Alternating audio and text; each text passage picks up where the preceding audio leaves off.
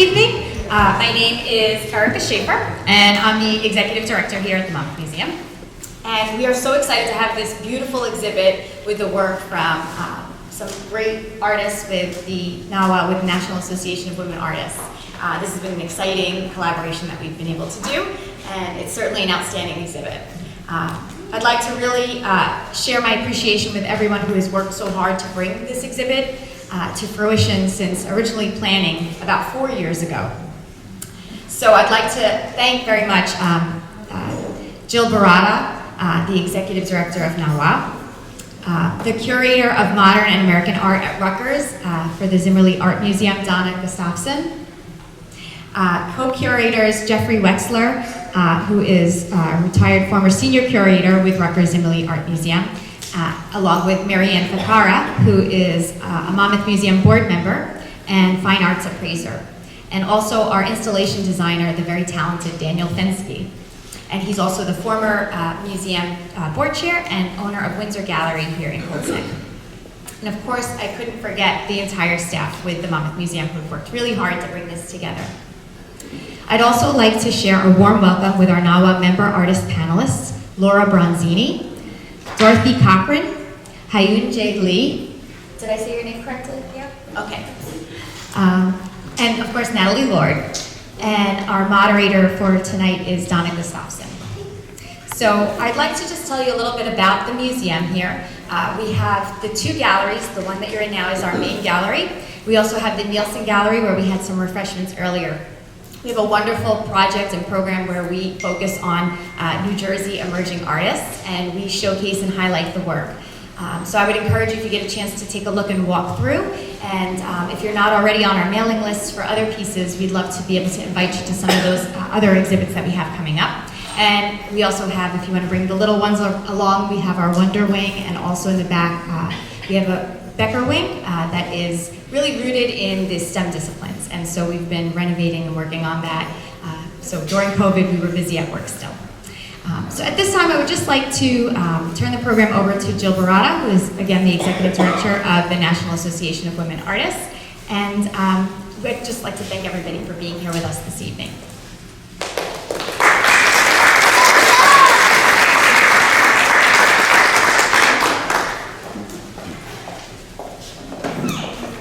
Okay, good evening, everyone.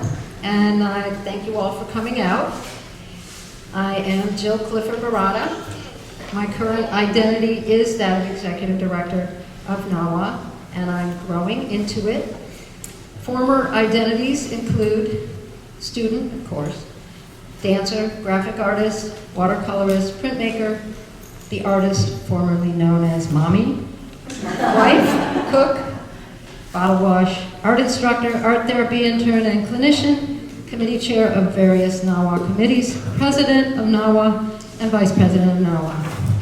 So I like to say I'm up to my eyeballs in NAWA, and generally they're very happy eyeballs as they're consistently fed with some of the most amazing artwork on the planet, such as that you see around you here in the Monmouth Museum. And thank you, Erica, for that introduction. Thank you to all of you here at the museum for all your efforts on behalf of this exhibit, to Jeffrey Wexler and his part in coordinating, and everybody else that Erica mentioned. I love that she comes before me. NAWA's mission, the mission of the National Association of Women Artists Incorporated, or NAWA, is to promote awareness of and interest in visual art created by women in the United States. This has been my adopted mission as well for the past 11 years, but NAWA has a much longer history, as most of you know. Established in 1889, starting out as the Women's Art Club of New York, Anita C. Ashley, Adele Frances Bedell, Elizabeth S. Cheever, Grace Fitz-Randolph, and Edith Mitchell-Prowitz were the original founders, meeting in Grace's studio on January 31st, 1889. In a time when women were fighting for various equal rights, such as the right to vote, this was the climate in which women artists wanted to step out of the limits of their domestic drawing room and secure the ability to exhibit their artwork which was just as good as those of the men out there showing, or better. But they excluded women from their galleries. The name of the club was changed in 1913 to the National Association of Women Painters and Sculptors. Annual exhibitions have been held in numerous locations around New York City since the beginning, up to our 132nd last year in Tribeca. And interestingly, I recently read, I was looking in there's one up here behind me, this was our 100-year catalog. We still have some of these in our office, and it's a gold mine of history. I recently read that the 9th annual exhibition, and probably others, were held at the National Arts Club. The 9th one, back then, they were still housed on 34th Street. However, our national NAWA office now is still in the National Arts Club, in the building on Gramercy Park South. It's a beautiful neighborhood. Our office looks out on the park, and it's a historic building, beautiful building, with a lot of beautiful galleries and activities going on there. A very detailed history is included in this catalog. It's fascinating to read. Like I said, we still have some available. The current title of the National Association of Women Artists was adopted in 1941 in order to make it more succinct. Instead of painters and sculptors, it became artists in general. 81 years later, we're still going strong. Over 133 years, there have been growth, drama, obstacles, and victories. Most recently, the salient field of obstacles and shoals to negotiate have been those created by the pandemic, the shutdown, new technology, some turnover in the NAWA staff and administration. But NAWA is still very much here, vibrant, solvent, relevant, attracting new members with each drive, attracting donations and sponsors, having numerous exhibitions both online and more back in person. And NAWA is still needed to fulfill its stated mission. So, I just wanted to point out, last fall, Elysian magazine, Women Inspiring Women, had an article on page 165 entitled, NAWA, the Original Art Influencers. Big, beautiful magazine, beautiful article. Just wanted to point that out. So, see? So there's no shortage of names that have been associated with NAWA as members or supporters over the years. These include Mary Cassatt, Rosa Bonheur, Celia Bowe, Gertrude Vanderbilt Whitney, Louise Nevelson, Dorothy Denner, Alice Neal, Marisol, Faith Ringgold, Pat Adams, Judy Chicago, Kay Walkingstick, Audrey Flack, and more. These are listed either in that 100-year catalog or on the NAWA website.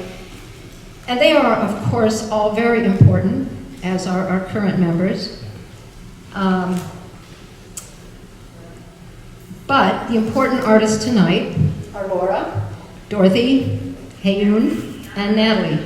So before we get to their panel discussion, I'm going to introduce you to our newest NAWA board member, name of Brenda McRae. Brenda holds over 25 years of financial services experience. She has an extensive banking background that includes district management for Bank of America, mortgage sales, private client for Citibank, and that was at a large complex branch in Union Square, and most recently branch manager at the Flushing Bank, New York City, Union Square. She likes Union Square, so on. Ms. McRae has spent several years of her career fulfilling Community Reinvestment Act activity for various financial institutions. This includes community home financing, community lending, and development. She's a native of Nottingham, England, but currently resides in Union County, New Jersey. So, Brenda? Thank you. It's all yours.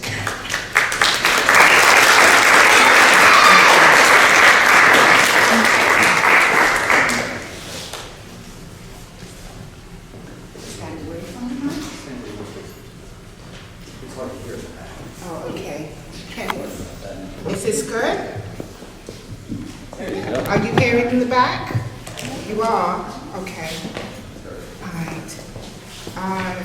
Good afternoon, good evening, everyone. My name is Brenda McCrae. I am a Vice President with Flushing Community Bank. I just joined Flushing, and I'm really glad I did, because I get to do things like this. I get to come out, I get to support the community, I get to be part of the community. But this evening, I've been asked to talk about sponsorship, corporate sponsorship, and why it's important to you as women, and why it's important to you as artists. Let me just put myself together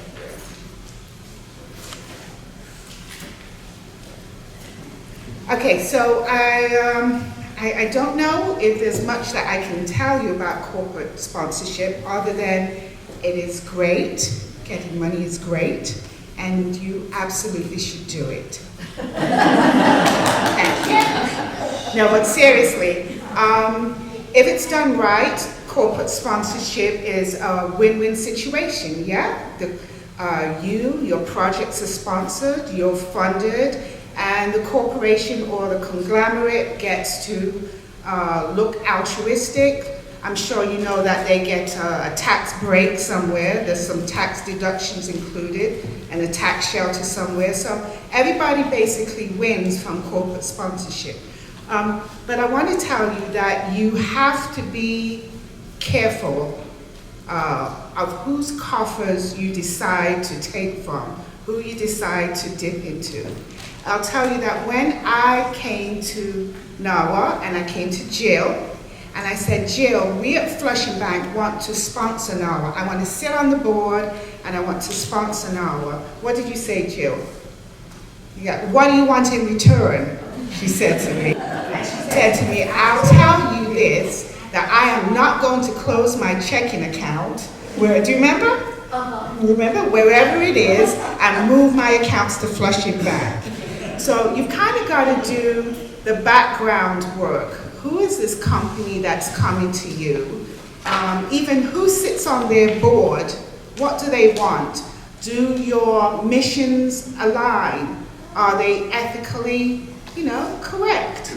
Have they had any problems lately? Because the culture that we're in now, people will go back 10, 20 years and take a look at who you have aligned yourself with. I'm sure you're seeing it now. What are they calling it? Cancel culture? Cancel culture. So when you are looking into corporate sponsorship, make sure you know your partner, the board, their mission, have they had their history. I had a customer who came to me and she wouldn't open her account. She wouldn't open her account until I could prove to her that Flushing Bank institutionally invested correctly. And she was most concerned with fossil fuels. So she wanted to make sure that we were not a part of this climate warming. And once I could show her, we're safe, we're clean, we've got a conscience for how we invest. She then opened her savings account for $250 with me. I'm just kidding, she was substantial. But companies have what's called an ESG statement. So when you are going for sponsorship, it's an environmental, social, government statement. And it's kind of the criteria and the operating frame around these companies that will come and ask to sponsor you. And it tells, you should ask for it, because it tells about their commitment to their customers. It's their statement around how they work with partners, their shareholders, their employees, the communities in which they operate. So, always look and ask for the ESG statement. There's also something else. It's called the Community Reinvestment Act, and it primarily circles around financial institutions. So it was implemented in 1977 by Congress, and this ensures that banks serve the communities in which they do business. Banks are regulated, and this is one of their regulations. If they find that they are sitting in a community and not giving back, they are stopped from growth. Federally, they're stopped from growing. They're stopped from opening more accounts. They're stopped from even doing loans, to give out loans. So the CRA, each bank, this is around financial institutions, has to give and has to sponsor. They almost don't have a choice. They don't tell you about it, and I'm sure I didn't tell you. I'm sure I didn't tell NAWA, but we have to. I think I did actually, but we do. We have to. They have to give back. And one more thing that I've discovered around banks, and that is that a lot of the big ones have fine art departments. So you really should go out and find a liaison wherever you bank and ask about their fine art departments, because they put out these proposals where they must go and find artists, and all types of artists, including minorities and women, when they are opening their corporate buildings, when they are renovating. So you can go, talk to them about their CRA, that's a Community Reinvestment Act, or their Fine Arts Department, and absolutely put in a bid there. Corporate sponsorship, I want to say, is not complicated. As long as you are organized, so long as you have the approach, you have your proposition, you have your value statement, but it actually is a win-win situation, and companies do like to invest and to put themselves out there for artists. So I'll be here. If you have any questions about it, you can come and see me. But I think that I'm in awe of everything I've seen here. Everyone is so very talented. Thank you.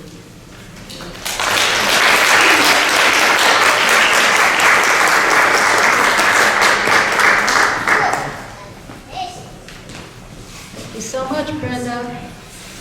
We're so happy to have her on board. So I'm going to introduce the panel, which you've all been waiting for. Donna Gustafson is going to be the moderator. As previously stated, she's the curator of modern and American art at Rutgers Zimmerli Museum. Laura Bronzini, an emerging artist and art teacher. She has over 10 years of experience in fine arts and fashion design, with the ability to teach and instruct theory and techniques to art students. Laura's been an artist all her life, born to an artist mother, who was also a NAWA member, by the way, and a sculptor father.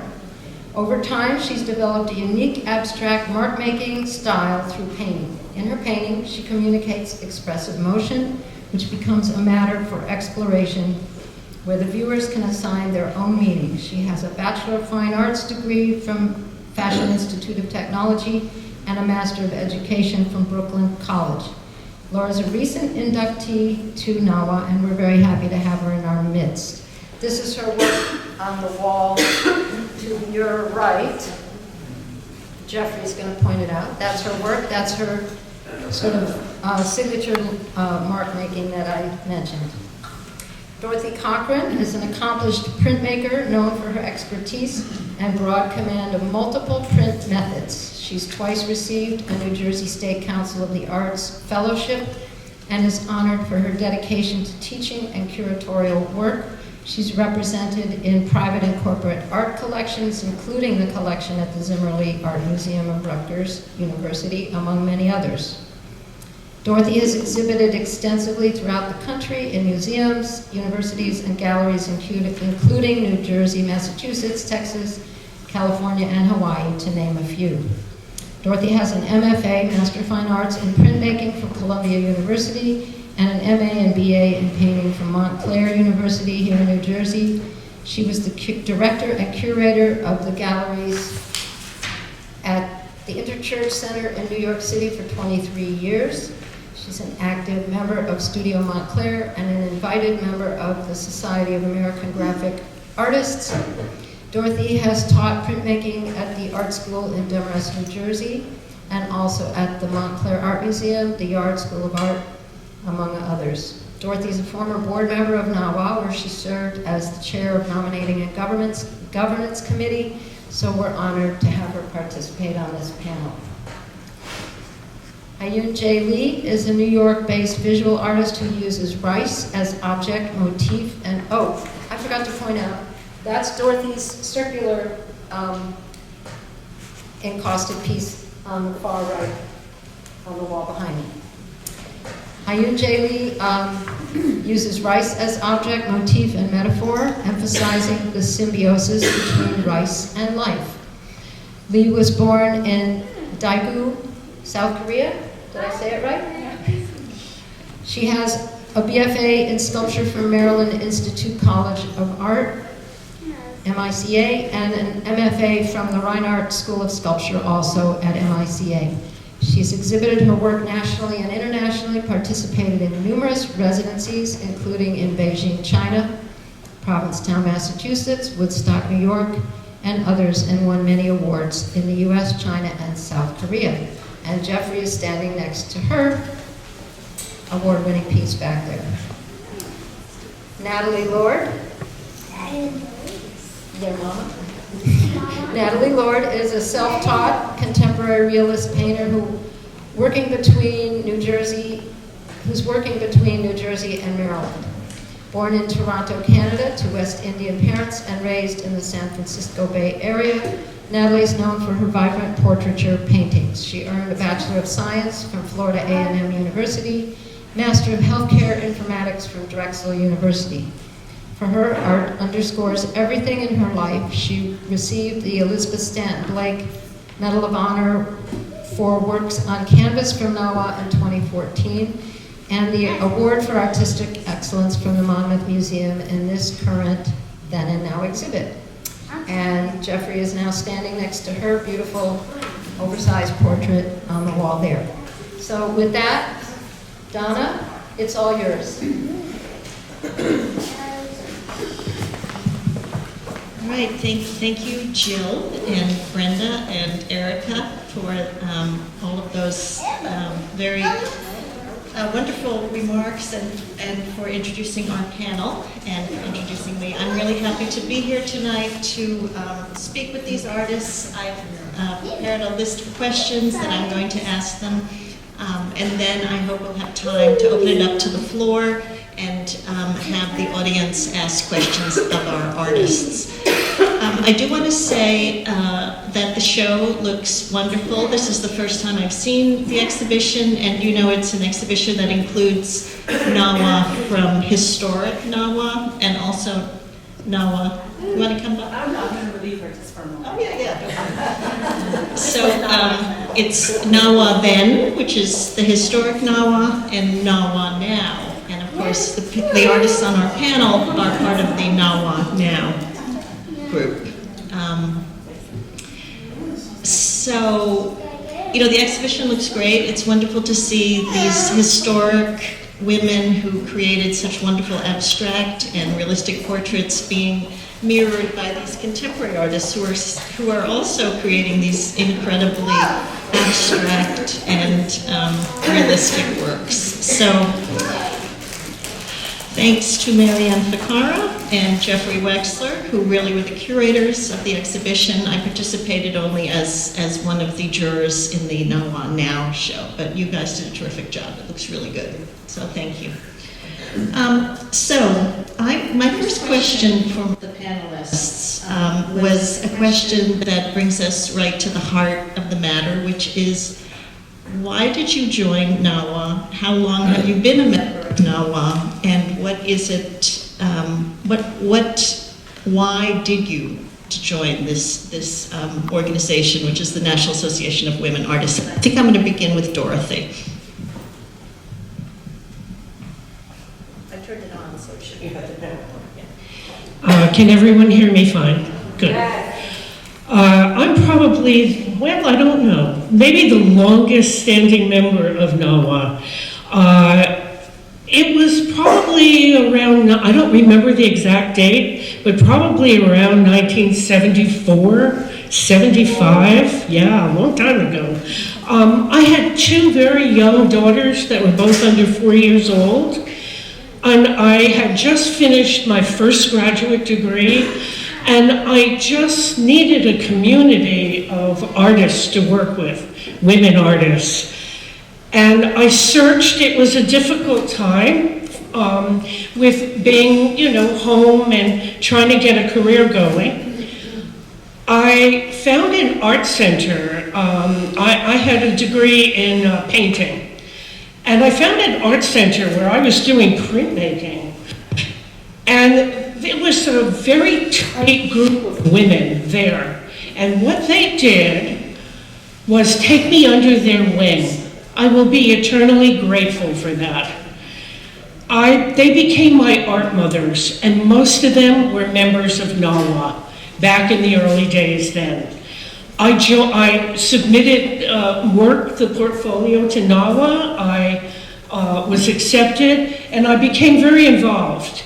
I ran the printmaking show that traveled throughout the United States for several years. I went to meetings, I exhibit, I won some prizes, which I was grateful for. And it was a wonderful organization at that point, and is still today. Now, why did I join? Well, I told you that pretty much. And I continued my work. I went back for a second graduate degree at Columbia, and I had to kind of concentrate on that. But I came back full force because in my career as an educator, but also as a gallery director and curator, I was running a corporate building art gallery. And I was able to host NAWA there for their meetings, their annual new membership meetings. And those were very fond days. And later I was invited to be on the board. And I was the chair of nominations and governance. So I have a long history. Sorry to take up so much time, but I'm old and with a long history. What can I say? Would you like to pass it to any of the panelists? Yes. Who would like to? Yes. Oh, my turn? Okay. Okay. Hello, everyone. So, my name's Natalie, and the question was, why are we here? When did you join? Yes, easy questions. So no, I don't need help. Have a seat. Thank you. So I joined in 2014, and I was brand new to I didn't know anything about women organizations for artistry. So I joined because I wanted to be part of that arena. I often functioned very much alone with my artistic path and development, and I felt like there's got to be a way to build community and to work with a collective of some sort, and I made it a point to seek that out. So I found the NAWA because I said, wow, this is exactly what I'm looking for. The whole goal is the woman collective and being able to build. No, I appreciate that, but no. So the whole goal is to function as a woman artist and develop your craft and not do it alone. So I said, this is right up my alley. To be honest, I did not know if I would be accepted. You're juried in, so you submit your work. And I hadn't had anyone that was also an artist or who had fine art training have a look at my art and really assess before. So I was extremely nervous because all of my peers are friends and they're like, yes, you're great, but they're not artists and they don't do this. So they just say, right on, you can draw. So I said, well, this will be my first time being in a professional arena where people will let me know exactly what they think. And I said, we're going to do this anyway, because if not now, when? And I need to know. I just need to know. Prior to joining, I had been in 2 shows without being part of the organization, and again, I had all the adulation and all the support, but these were people that were spectators. So I said, without being formally taught myself, I need formally taught people to speak on what I've got to offer. So that very first year, 2014, they let me in. Thank you. They let me in. And that very first year I said, I'm going to join this annual exhibition. We're just going to put ourselves all the way out just from the very beginning. And I won an award that very first year I was here. I said, well, I think they like me. I think I've got something here. And it was quite an experience. I hadn't been in a formal exhibition. I hadn't won awards before. I hadn't had professional feedback before. I said, this is where I need to be, because there's nothing but growth here. There's nothing but community here. Even if it was constructive criticism, it's what I needed to know to become a better artist and continue. So that is why I joined, and I've been fed so far. It's been a wonderful journey, and here we are today. So I wouldn't have even known this was an opportunity if I wasn't part of this organization. So I'm grateful every day. It's been a wonderful experience.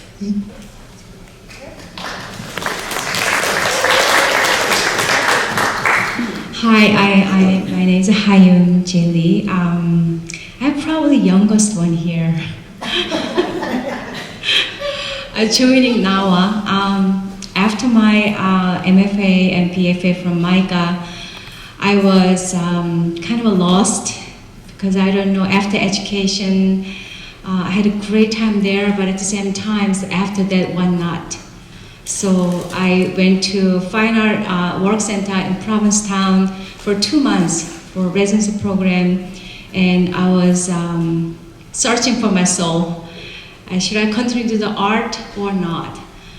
So I've been many different international, national residency program to just clinching or finding a niche of artist, because I don't know how. And as you can see, I'm a yellow, I'm an Asian woman, and I'm a woman, I'm an Asian woman. So every time when I go somewhere, I feel like I don't belong here, I don't belong there.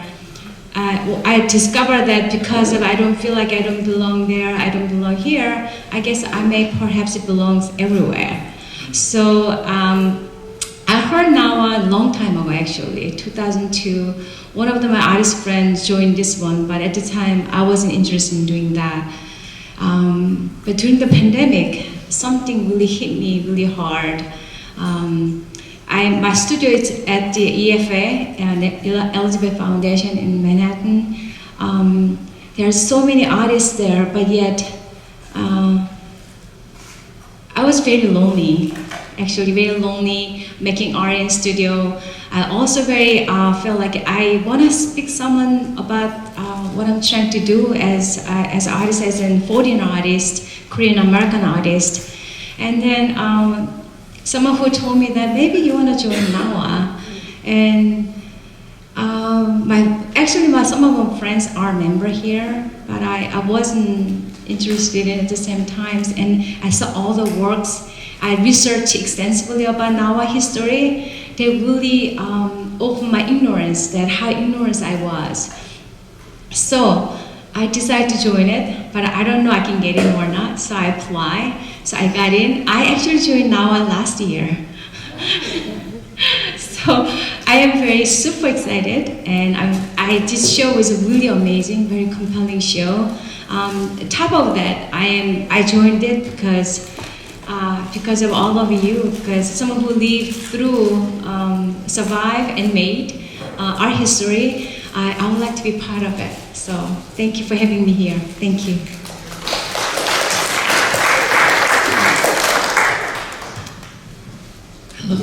Hello, my name is Laura Bronzini. I'm an abstract expressionist artist. I'm also an art teacher. I teach elementary kids, and I have been a member of NAWA for a year and a half, but in a way I'm kind of like, I think maybe a half a year, because year we spend in COVID, like online, and I have the second question where like experience was this if the virtual people were, there.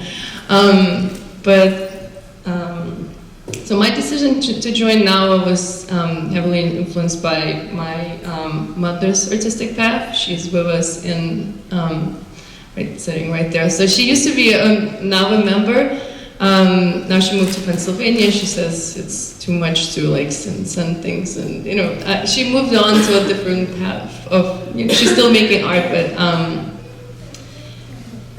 so watching her, well, actually, like I wrote down like the beginning of all this. When we moved to the United States from Lithuania, in the search of American dream, my both artist parents faced incredibly tough competition, and my father actually discovered. My father discovered NAWA from my mom, and he was very happy when she joined the women's only organization because it amplifies women's voice, and it's difficult for a woman who just came to this country, and there's so much competition in New York. We all know, but it's well, anyway, so watching my mom go through like many shows in New York, joining all women's organizations, watching your shows,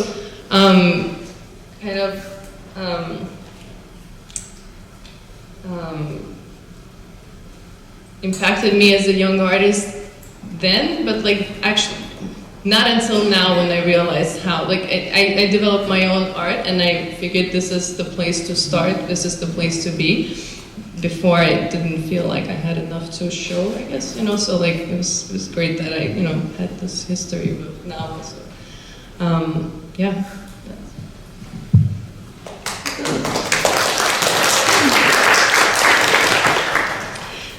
So I think it's very interesting that everyone talked about community. I think community is really important, and I think community is really important to artists because artists are making things that other people need to see. Artists need to talk about what they're doing. Other people need to talk about what artists are doing. That's what I do. As a curator, I talk to artists about what they're doing all the time, and it's always a pleasure.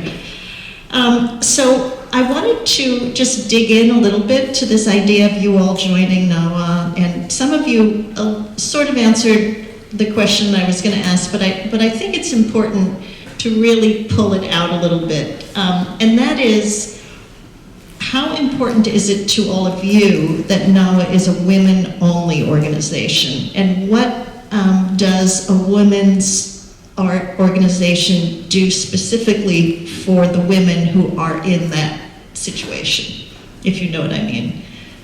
It was question number 2. I just I don't want to throw you with a new question, but do you want to start again, Dorothy? Or do you want to think about? If you want me to. Is anybody? We have one microphone, so I have to just throw it to you guys and let you go. Okay. I think that from listening to the other panelists, I think that we have answered that question in our own individual way. I think it's very important for women to have community and to reach out and help other women. And I don't care if that's in art or it's in any profession. I have 2 daughters that are both very involved in their professional lives, and I hope I've taught that to them, that they reach out across the aisle and help each other. So any kind of community of women together should reflect that as a sense of belonging and also of helping.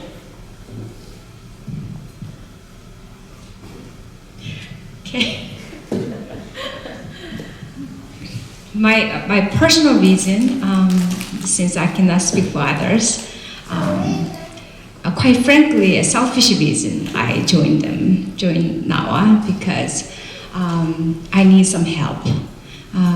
Also, I would like to help because, especially in the art world, working in a studio is one thing, but once you want to get out there to show your work, where's a platform? Who can show your work?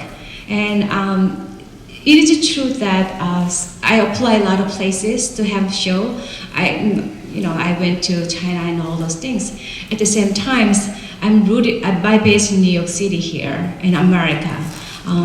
So when I see NAWA's website, people are all over in the United States.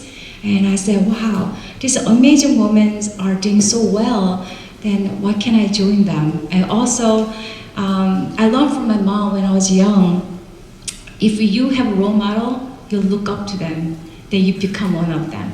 So I think that's why I joined NAWA. There are amazing artists here, so I would like to learn from you, and perhaps you can learn from me a little bit.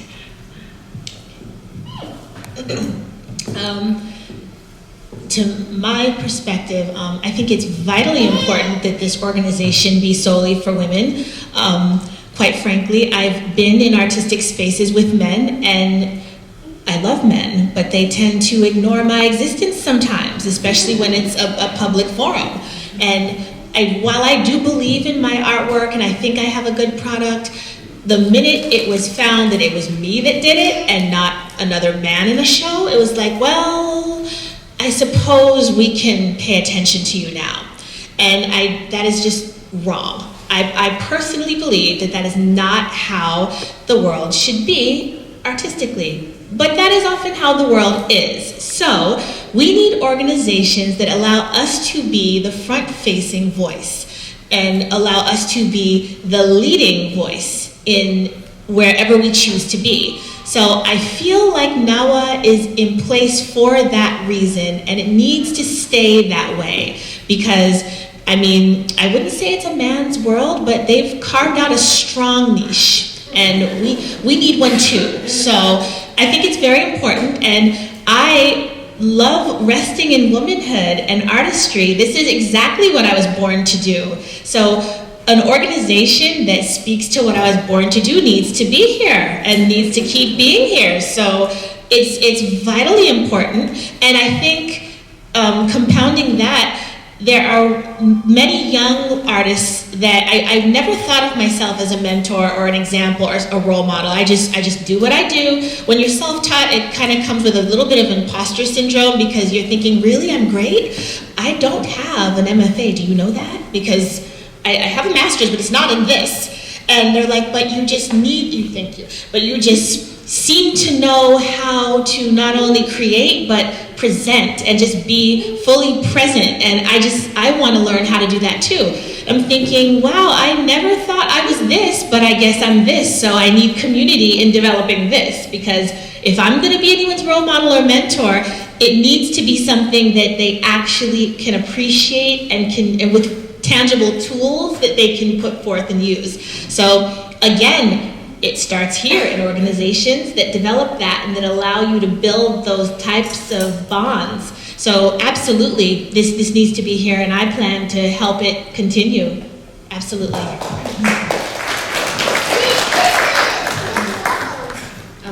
I cannot agree more with everybody here, because every time I hear something, there's pieces of it, like, I would say yes. I would say the same thing. Like, I also don't have a formal, like, degree in only art. I have fashion design and art education, and my parents were my art teachers, so I don't have a paper that says, you know, that I graduated art school, you know, but to be welcomed, and I keep going back to that in-person moment where we actually met in person in the exhibition, but I really was welcomed and kind of acknowledged as an artist by Women Artists Association, and I was welcomed like a family, and especially during that art show when we were putting things together, like everybody was, I don't know, I felt like home. The annual. Yeah, the annual show, I felt like home. It was before the show we were putting the work together, and one of my favorite moments of, I don't know, just love doing that. But yeah, so I'm truly like honored to be here, to be in the museum, and to be welcomed by generations now, you know, because we've gone through now and then generations of women surrounding my work to be here. So don't know, and you are definitely role models, you know, so yeah, thank you so much.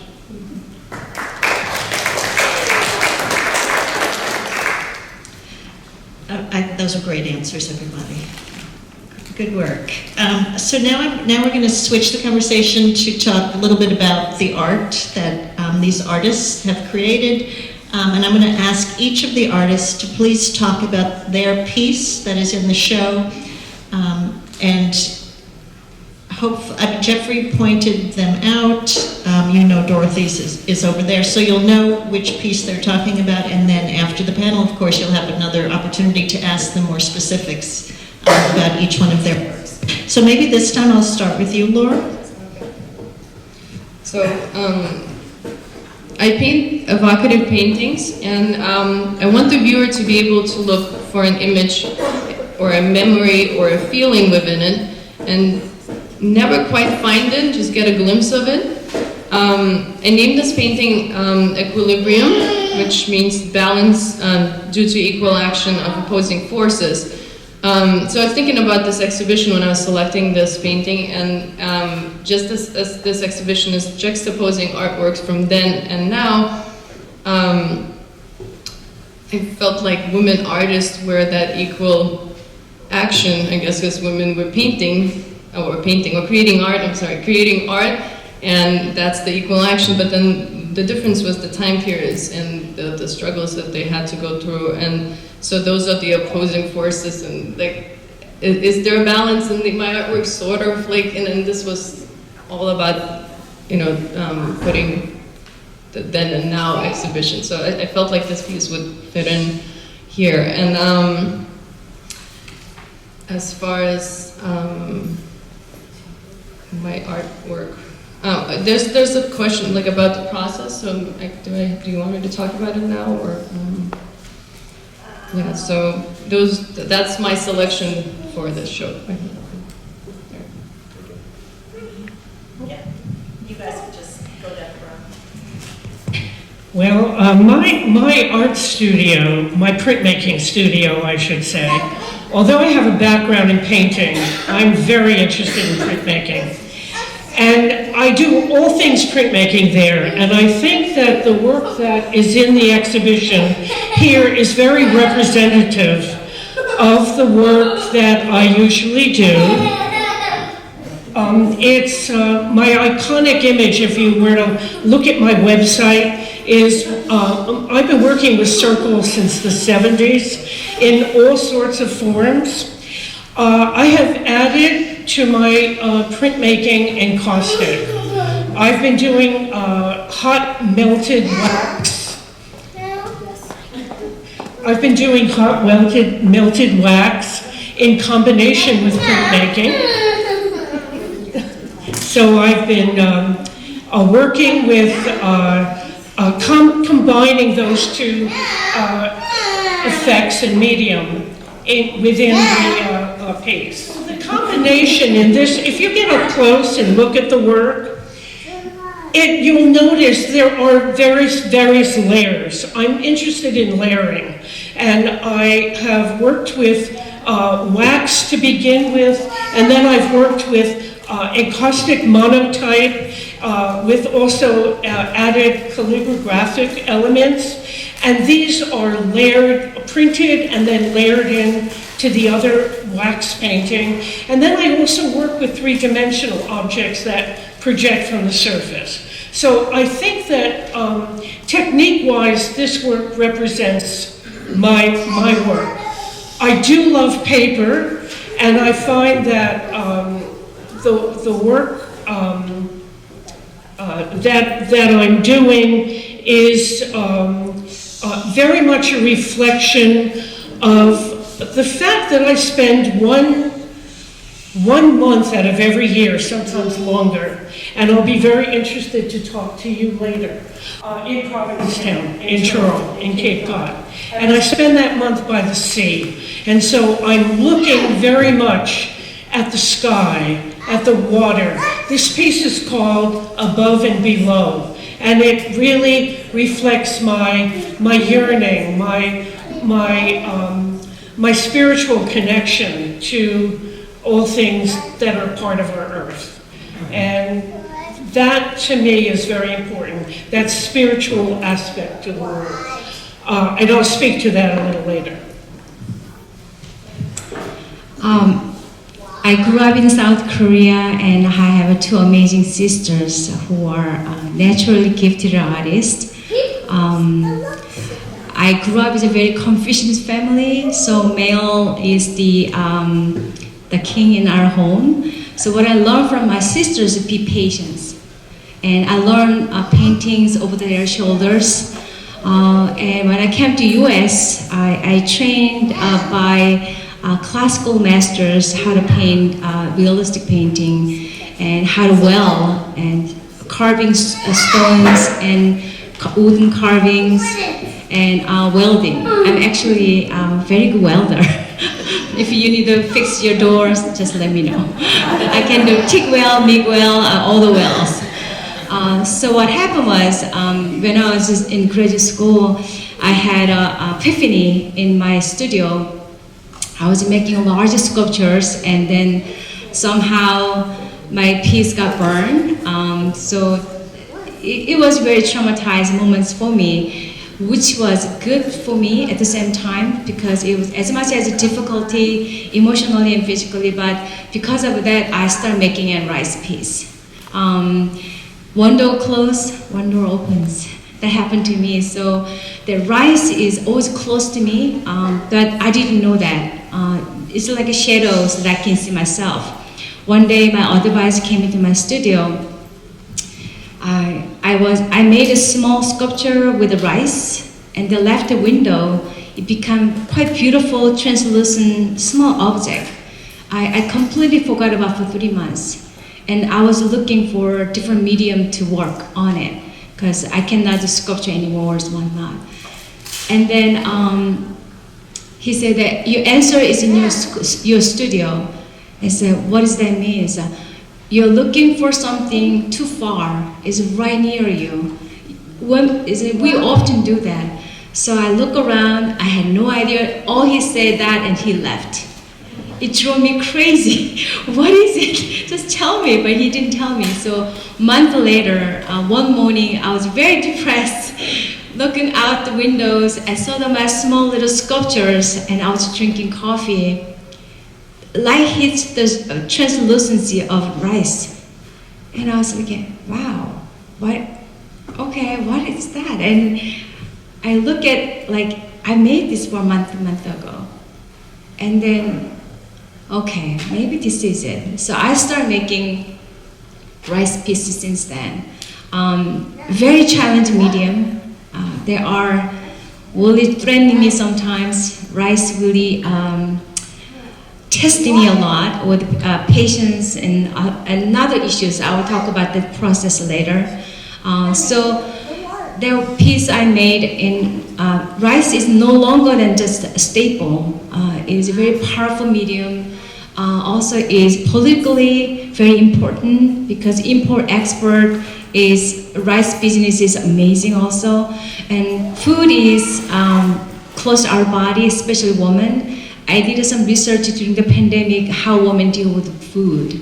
And a lot of people are struggling because they want to leave their home because of domestic violence, but they can because they don't have enough money to live. So I did a 1-year project for Janeka Center, and then the food and rice has a strong connection. So I just want to say simply, but anyway.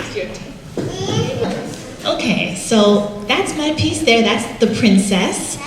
And she is actually the third in a series I created. So it goes queen, confidant, princess, and priestess.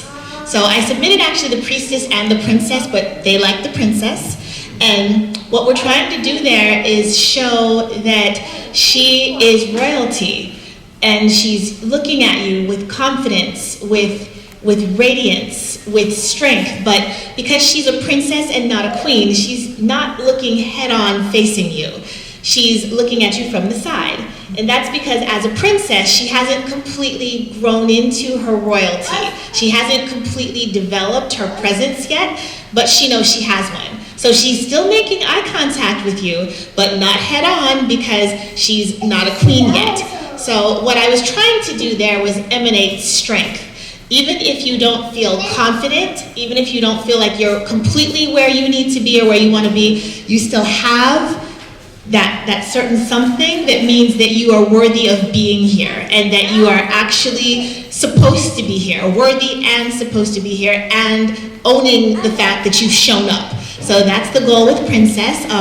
Much of my work is similar to that. I like to paint in a realistic style. I usually work with oil and acrylic, but I love painting strong people, not just women, even though I talked about, women being center and loving that. But I don't just paint women, I also love to paint just strong people. So anyone that has a message to tell that can't really be articulated with words, I love putting that on canvas. Strong colors, bold facial expressions, direct eye contact. That is usually how I work. And I work in all sizes because I don't think that size is your only way of communicating strength and having a strong presence. I think that the color you use, the texture you include, the mood you're trying to have emanate is very, very important. So that is why the princess is here. And I think that she fits in quite well, actually, because everybody here has a message they're saying. So even if it's not a face looking at you, I'm seeing and I'm feeling a message from every piece in here. So I think princess fits quite well, and that is what I do here. So yes.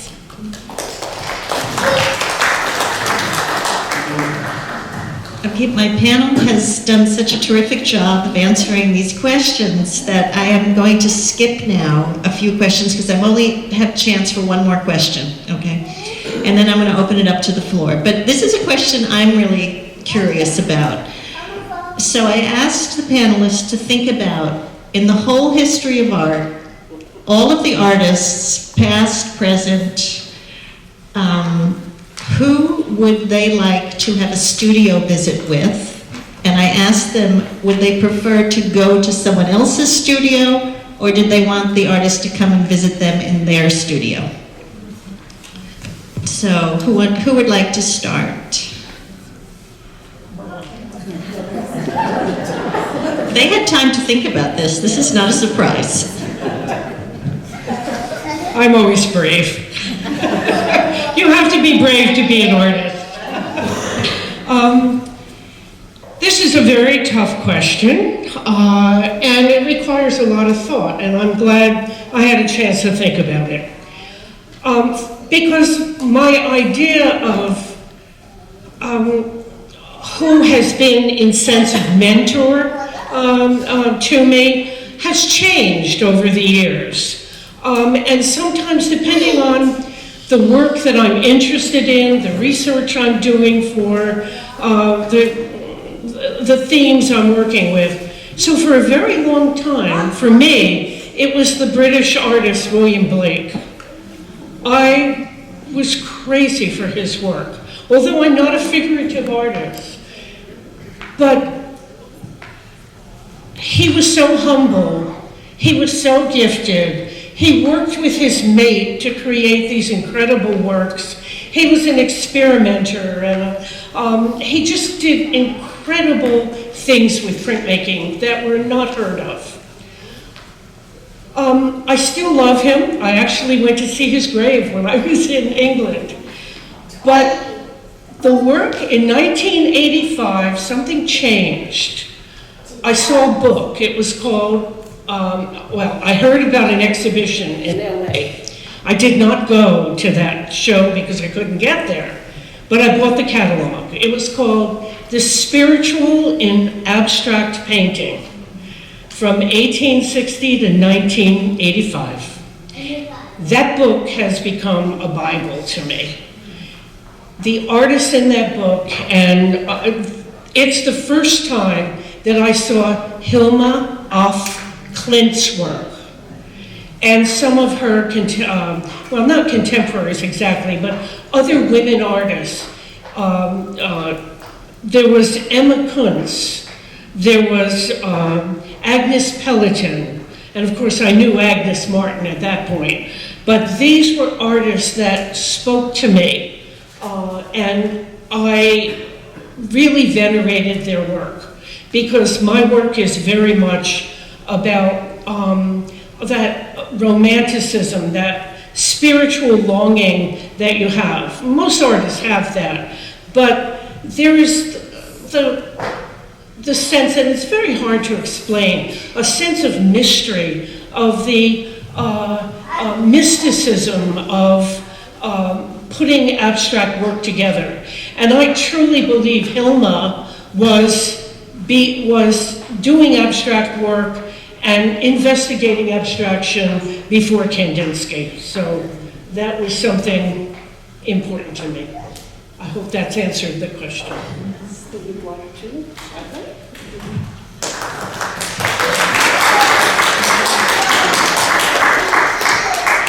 If I have a chance, I would like to Sharon Nesset to visit my studio, or I can visit her studio. Sharon Nesset. She, maybe my pronunciation is kind of, she's Iranian artist, filmmaker. She's a strong feminist artist. Sharon Nesset. Sharon Nesset.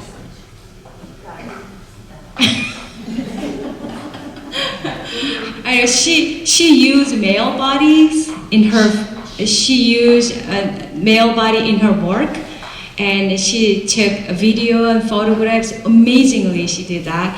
I do also performance, so if it's possible, I would like to visit her. She has a studio in New York, so that would be wonderful. I also really love to meet Salvador Dali, even though he's dead. I really love his works before even artist. I didn't know who he was, but I saw his work and I thought very crazy, love, exceptionally amazing art he made it. So, and I study about him too. Of course, Frida Kahlo. I love Eva has all those things, but especially those women I would like to see. I love Agnes Martin. When I see her work in Guggenheim, I actually cry. And her life was very tremendously amazing, and really, I'm very humbled by it actually. So thank you for that.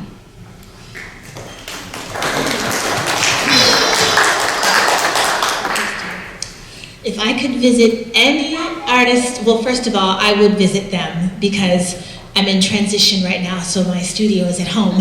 And it's just, it could be a little more professional, I think. So give me some time and we'll revisit that. But if I could go to any artist studio, I'd go to Kehinde Wiley. He's the one. I'm sure you're all familiar. He did presidential portraiture and such.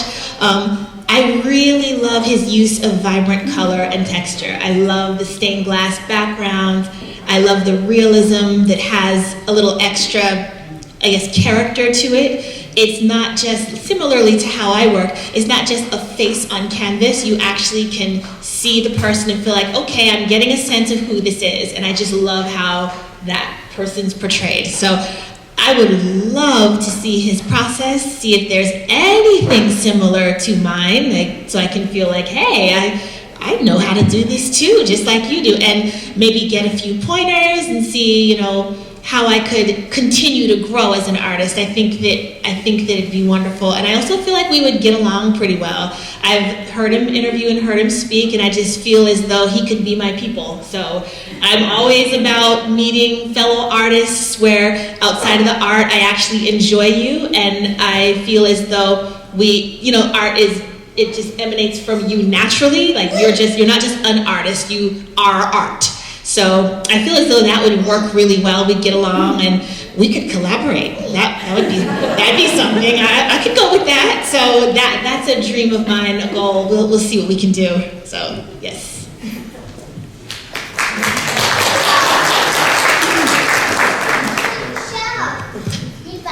I tend to admire sculptures that use lines or creative flow, interactive lines, kinetic sculptures, and plasticity of lines. Basically lines and lines and more lines, but they need to be like really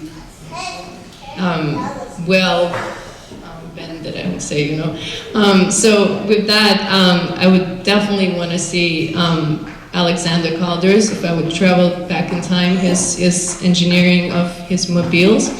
And so I also wrote that, you know, if I had enough space, I would have them all his mobiles, enough space, and they would all be hanging, and the air would be moving, and I'd be watching. I also wanted to, like, if I was to have them, I would probably would not have to work, and then just watch them, you know, because I would be, you know, having the most precious artworks in the world, probably.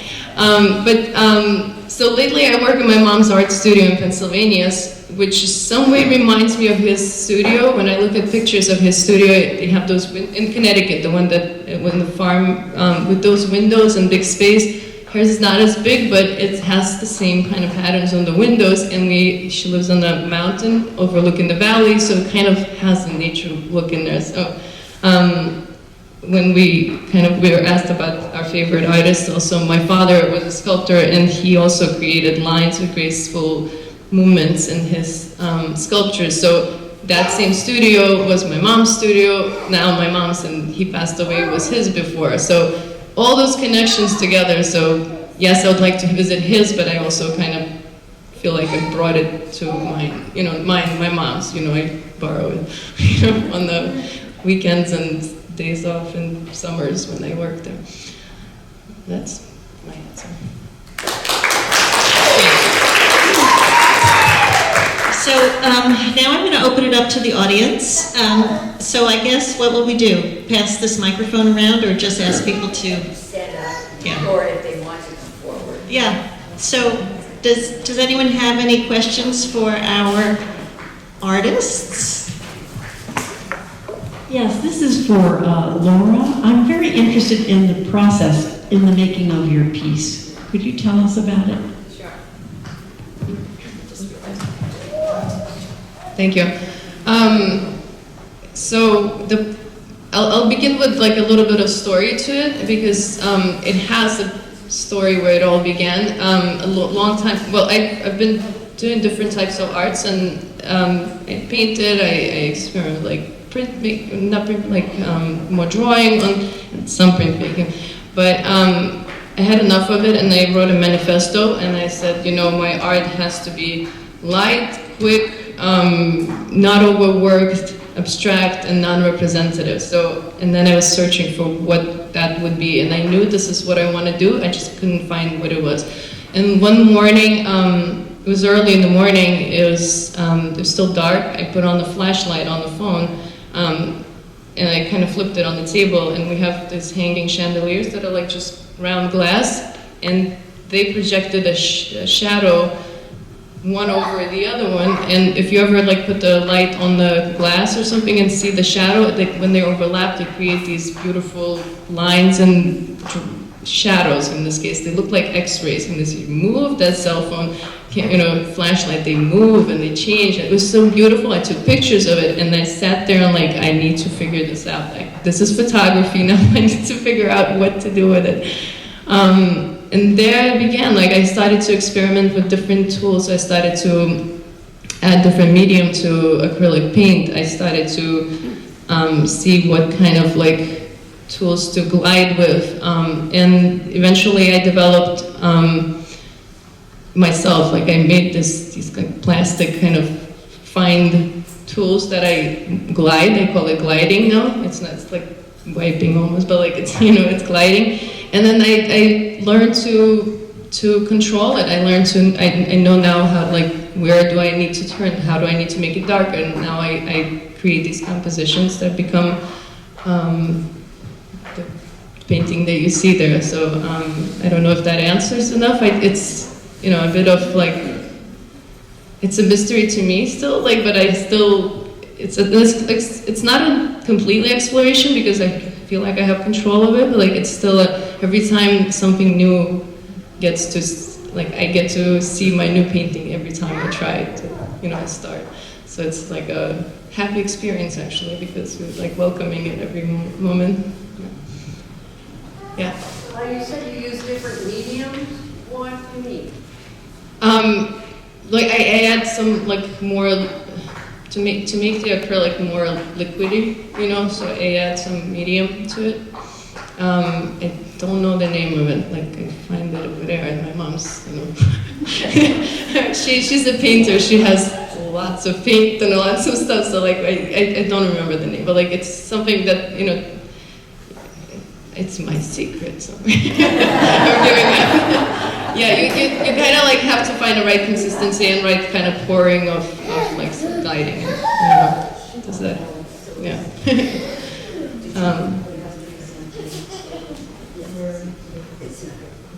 It's my recipe.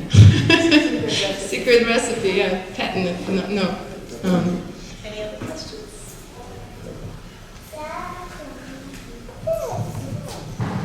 So, to add to that, like I'm, you know, getting back to that X-ray. So I was saying I'm going to find my own X-ray. So it kind of like, it helps me create these X-rays, translucencies, transparencies. So like, you know, gotta find the right time to, I don't know, just it's a process. It took a long time to actually, first it was experimenting, then it was like looking back. I had an advice over here on how young artists should look at it. You know, they should always go back to their older pieces, compare them, see what has happened throughout, you know, and how do you evolve from that. So like I had done a lot of that, and every time you look, you kind of like learn and go back on it and go back on it, and then you tend to start to control it, I guess, you know, then all the beautiful lines starts to come out.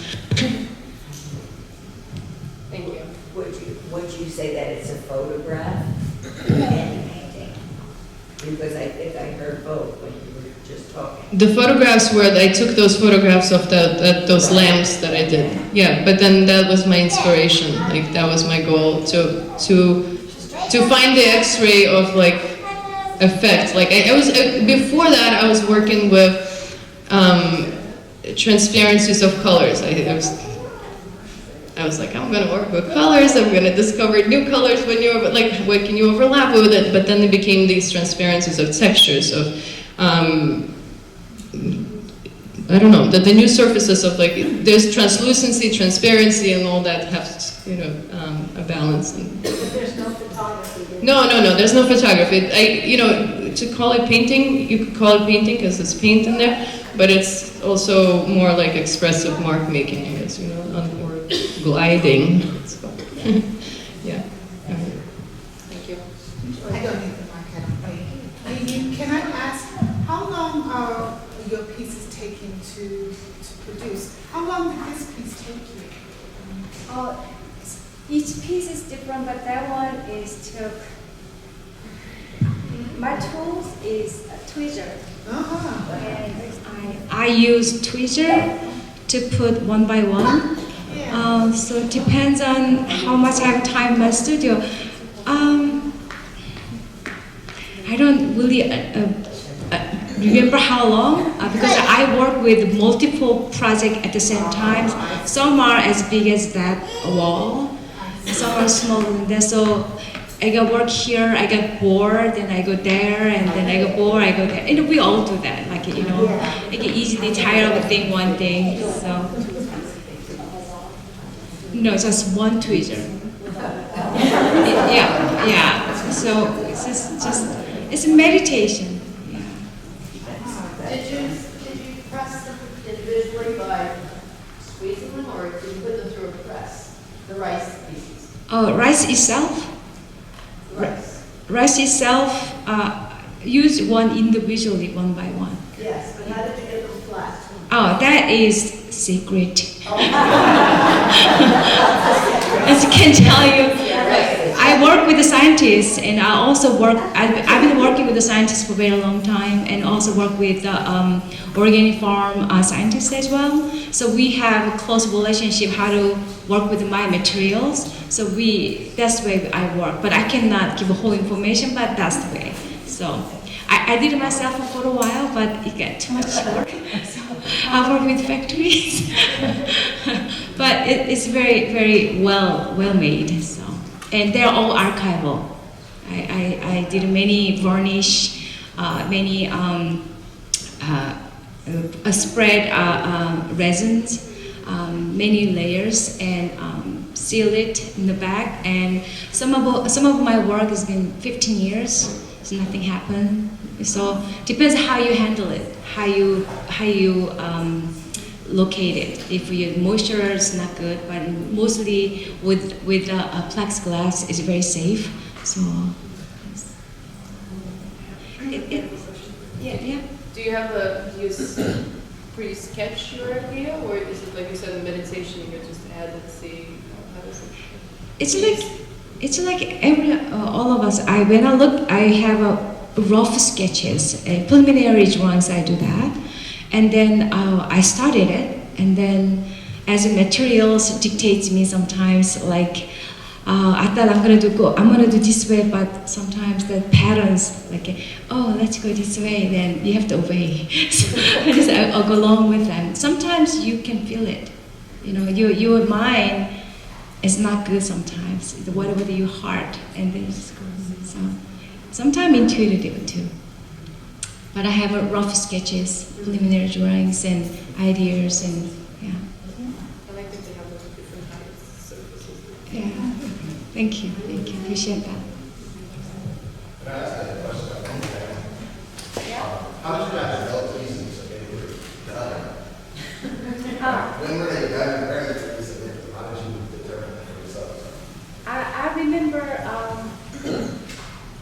I was very lucky because I have very good teachers who are gave me Korean expression, beat on your tongue, good for your body. So I got a lot of constructive criticism from them, which I usually overworked. That's my bad habit. I'm very obsessive, so I make more and more, and then one painting has 5 elements. I can make 1,000 of paintings. So what I learned to finish, like I want to do a little more, then I have to stop it. If I go more, it's like a food when you eat. You know, if you a little bit hungry is good, but it's so delicious, you want to eat more, then later on you regret it, right? Same thing. So I have to be disciplined myself to stop. And sometimes when you look at it, you just know. It's very odd relationship, but okay, this is it. This is enough. It's no more, and sometimes less is better.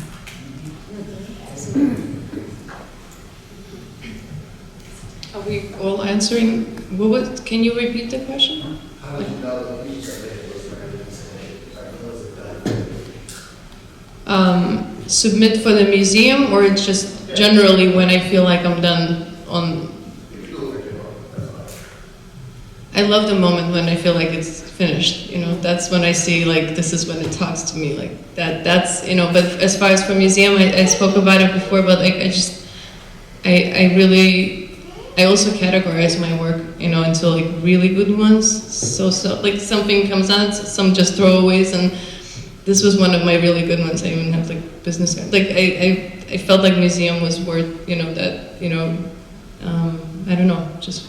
And besides that, like I spoke about the name and how it's balancing and now and then connection to it, I try to find a connection to the exhibit.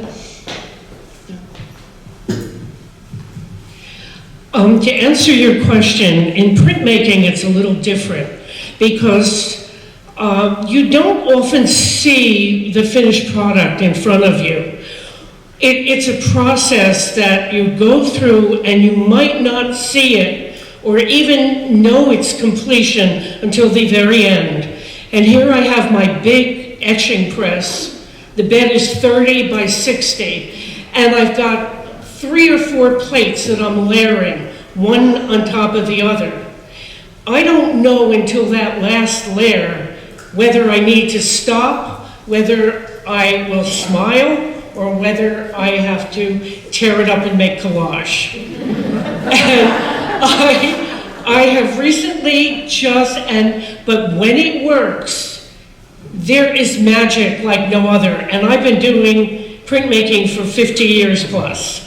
Okay, I've taken videos recently where I held my iPhone in one hand and I peeled the paper off of that print. And it was like a miracle had happened. There were 4 different plates. I can't tell you how many colors, and it really, really worked. I want to make that happen often, but that's also magic. Not every time, not every time, right? I'm sorry. How do I know when it's done? I have to be completely honest. I never really quite know. It's when I've decided to let it go. No, I don't need help, thank you. I am my harshest critic. When you're self-taught, you just kind of go with your gut. It's like I just feel what needs to happen here. I will often just continue to just look at it and say, well, this could be different, what should I do next? And ultimately I have to just sit there and say, this is good enough. This is good enough. It will work. It is accomplishing what I set out to do. It is showing the emotion I set out to show. And even technically there might be things I missed, but I don't know what they are. And at that point, it's like, okay, we're done now. I don't see what else I could do, even though I feel like there's something else. So when I've decided I can let it go and I feel about 90% at peace, 95% at peace, that's when it's done. And yeah, that's the most honest answer, is when I've decided I can let go and move on now. Especially when I'm working in series, because like that one is part of a series. Does it allow me to seamlessly transition to the next piece that I want to have in this series? Does it make sense to move forward? Will it all come together as a collective and make sense? When I can feel like, yes, I can go forward now, that's when I'm done.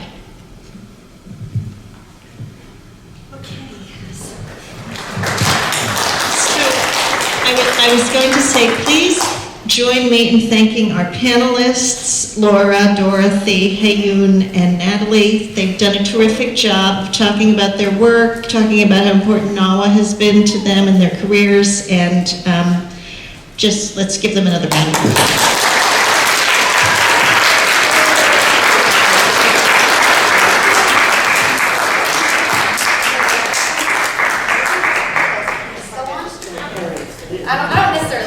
Okay, maybe I need it a little bit. Just thank you so much for coming out. It's so exciting to see people back in the galleries and together. We have a lot of great, exciting things happening at the museum. I know there's a lot of artists here with us today, so I would encourage you, if you want to join the museum as an artist member. We have juried exhibits. We like to highlight artists on our social media platforms. So you can find information at the front desk, you could talk to me or any of the staff. You could look on our website as well. And also, just a quick plug, Natalie and I did a podcast interview recently. We started a podcast here for the museum called Artist Talk, and it's free on Spotify. You can find it on our website, monmouthmuseum.org/podcast. And we get into a lot of this kind of conversation. We had a lot of fun doing it. So I would just encourage you to take a look if you can at that. And we have some more refreshments still in the Nielsen Gallery, so stick around. And wait, Marianne's telling me something. And we're going to present them with an honorarium at this time as well. So thank you so much for joining us. And looks like everybody's kind of ready to kind of move on. So we'll let you do that at this time. But thank you so much for joining us today.